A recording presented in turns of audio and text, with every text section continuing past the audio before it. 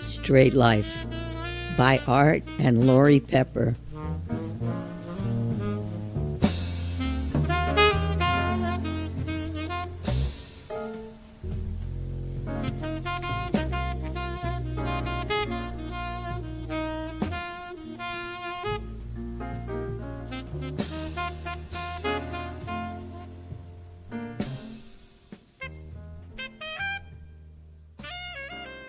This is episode 21 of Straight Life. In episode 20, Art began using heroin. This episode features the narratives of two of Art's friends who knew him both before and after he started using. One is a musician, a bass player named Hirsch Hamill, one of Art's oldest friends, and the other is also an old friend who preferred I did not use his real name. So I'm calling him Freddie Rivera. Anyway, here is Hirsch. We were playing at a place called Esther's in Hermosa Beach with Jack Montrose. Jack Montrose and I were friends. Jack and I were friends. They used to have a session at this place almost every night. So we had gone down there to play, and Art came down, and we all enjoyed ourselves together. This must have been in the late 40s. Art was serious about playing, liked to laugh. He was drinking, smoking pot. Art immediately hit it off with Jack and I, and we all decided to meet there again, and we did on succeeding days. Art was very handsome at that time, lean and dark, black hair combed back, and very fastidious. Art was an interesting player, swinging and very intense, sort of trying to do his own thing under the cloak of the strong sentiment and strong popularity of Charlie Parker. Art was trying to create a style of his own. Art was married to Patty, and they were living somewhere between Washington Boulevard and Adams in a nice little place. Patty was a sort of naive girl who wasn't terribly interested in music, jazz. She was very pretty. She was blonde and very pretty. Very much a take-care-of-business type of girl. She did her thing around the house. Wasn't lazy. Sort of serious and not terribly talkative or friendly with any of the musicians. She had her own set of friends, whoever they were. She was always nice to me, said hello. But Freddie Rivera, we got to know Freddie. He would always be around Art, coming over to the house, and I got the impression that Patty didn't like Freddie. Didn't like Freddie over there. Art wanted Freddie there. Art got a big kick out of Freddie, found Freddie amusing. So there was a little tension between Patty and Art about Freddie. As for me, when I came over and picked Art up, or whatever it was, she was more friendly with me, but I felt I was still one of the musician friends of Art's. Patty and Art seemed to be on different mind levels. They didn't seem to have the same likes and dislikes. There wasn't a great rapport between them, although, Art seemed to love Patty, and Patty's ideas about the way a marriage should be didn't coincide with Art's. I don't think Art really thought about it that much. He was very involved with his music and his emotional ups and downs with his music. They took a great toll out of him, so he wasn't able to grasp the reality of the marriage situation. That was my feeling. We used to go out playing all the time, go over to the east side, play at different places. Sometimes out of 7 nights in the week, we'd be playing 5 nights, and we had a different place for each night. Even if we weren't working, we'd be like together as a group of guys. Myself, Jack Montrose, Art, Sammy Curtis, sometimes Chet Baker, sometimes Jack Sheldon, Bill Perkins, Gene Rowland, Bob Brockus, Bob Neal. Sometimes Shorty Rogers even came along. Some nights we'd play at a place called the Samoan in East L.A., right in the barrio off Whittier and Atlantic. We knew the owner there. He was very mellow, and he liked to come in. He knew Freddie. Al Leon had a place for us to play in El Cerrito, and the Mexicans loved Art. I think they thought Art was part Mexican. He has that Latin look. I don't think they realized he's more Italian than anything else. He was just a hero to them. They'd come in and take us outside and get us high. At that point, Art was just drinking and smoking pot, maybe a diet pill from time to time. And he could always drink me under the table. I remember one night we were at the opening of a record store in East LA. It was about 10 at night. It was the grand opening, and we played like a jam session. The owner asked us to. They closed up the store at about 1, and we played until 4 in the morning. And Art, while I was standing up playing my big bass fiddle, Art was pouring this gin down my throat, and it was running down my neck. Well, I got so drunk. Art drank more than I did, and I got terribly sick. Art didn't even really show the effect. He was drunk, but wasn't drunk like I was. He took me home, and my clothes were all screwed up, and Patty washed my clothes and cleaned me up. I was a mess. It was a lot of fun. It really was. The point was, Art was able to consume a lot of stuff no matter what it was and show very little effect from it. About that period, Art went back on the road with Kenton, and the way I heard it from Art was that he was initiated to heroin while he was on that tour. I remember he came back and he was involved with heroin. It seemed like he got involved pretty fast and pretty deep. When Art wasn't on the road with Kenton, he would do some things by himself. And I remember he was down at a place on 6th and Western called the Surf Club. Hampton Hawes was down there with him, and I remember how loaded Art was on the gig, really zonked. I remember going down to see him and being disturbed about him being so stoned while he was working. His playing was fine, but it seemed like Art began to feel like he couldn't play good unless he was on heroin. Art's really a gifted and talented player. He's given his great talent to jazz, his style. And he did retain himself through all the Charlie Parker years, some pretty rough times. I remember there was a club near Hollywood Boulevard where we used to go play sessions after hours. This must have been 1960, something like that. I was standing outside the club, and Art was going in, and Joe Maney was going in, and somehow there were some words between Joe and Art. Joe said something, "Hey, faggot," about the way Art played. He didn't mean Art's demeanor as a person. And they got into a fist fight and were rolling around on the concrete, hitting each other over the style of Art's playing. Art was defending his playing by engaging in fisticuffs with Joe. You know, there were Charlie Parker influences in Art's playing, but Art was able to retain himself. Whereas most of the alto players emulated Charlie Parker, and therefore they didn't have as much of themselves to give as Art did. I think that's a great thing. This is Freddie Rivera. At that time, I was completely lost. I didn't know what the hell I was doing. I wasn't even close to having an idea of what I was doing.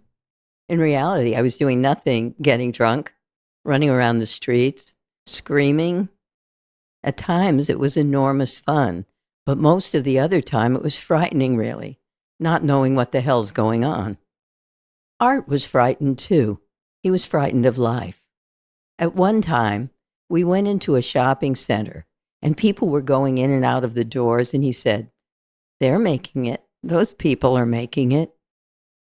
One time we were in a car, and we were talking, and somebody said, "You know, a lawyer makes $80,000 a year. You, Art, you're not making anything at all. You should be making as much as a successful lawyer or doctor." It was the truth, too. Art was making what, $20 a week?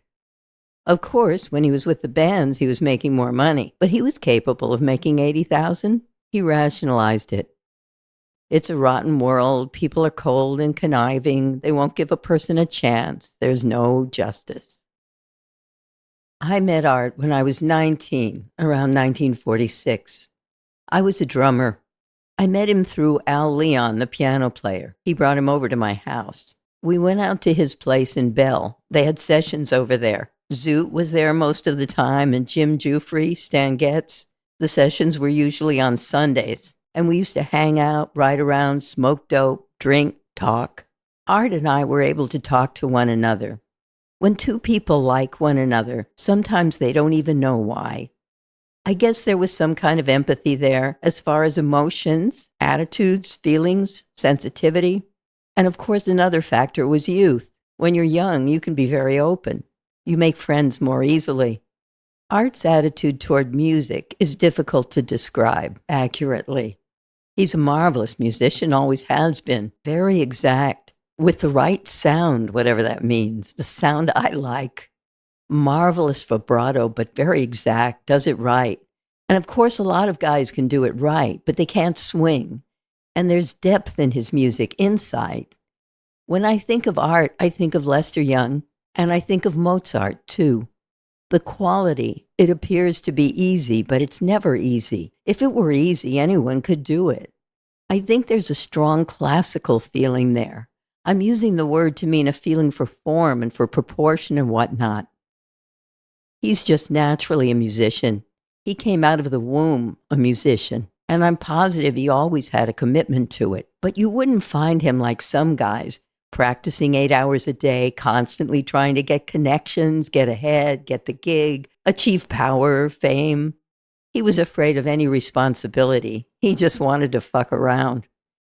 Patty was a friendly person, an emotional, warm person, but she wanted Art to be more active and to seek success more vigorously, go after it, take care of business. And I imagine as his wife, she wanted security, whether it was expressed immediately in more money or whether it was expressed in his attitude and in his ability to take care of himself. So she could at least feel that she was with a secure person who had a sense of direction, control of his life.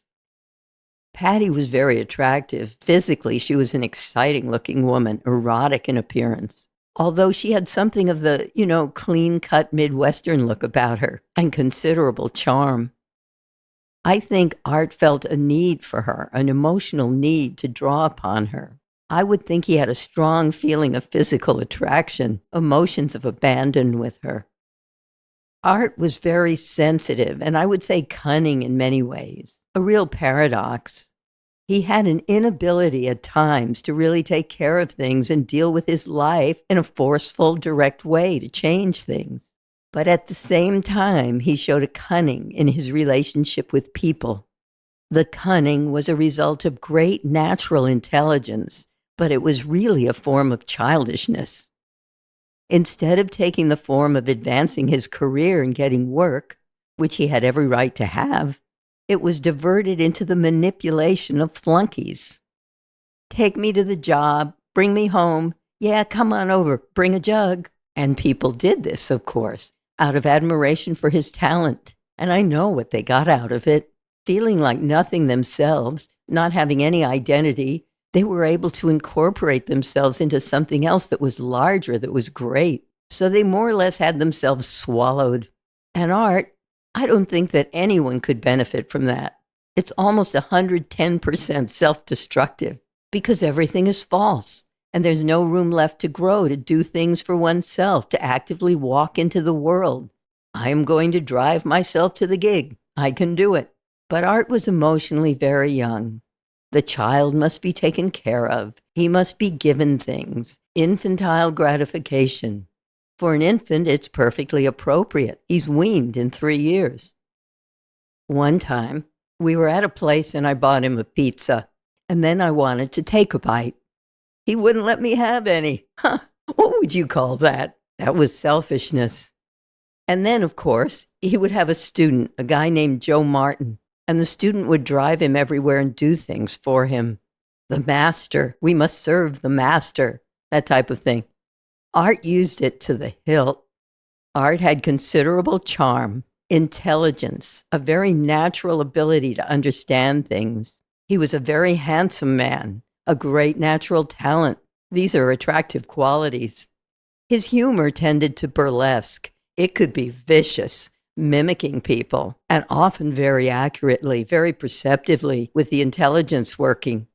But mostly it was burlesque. Sometimes, playing hillbilly music, he'd shout, "Tarnation!" and "Shit bar and save matches." Art is sensitive, even though at times the sensitivity is largely an expression of selfishness. He's sensitive to such a degree about himself. A person can be like this and be insensitive to other people at times. Not always. Often he could be very warm and very friendly, and you could talk to him.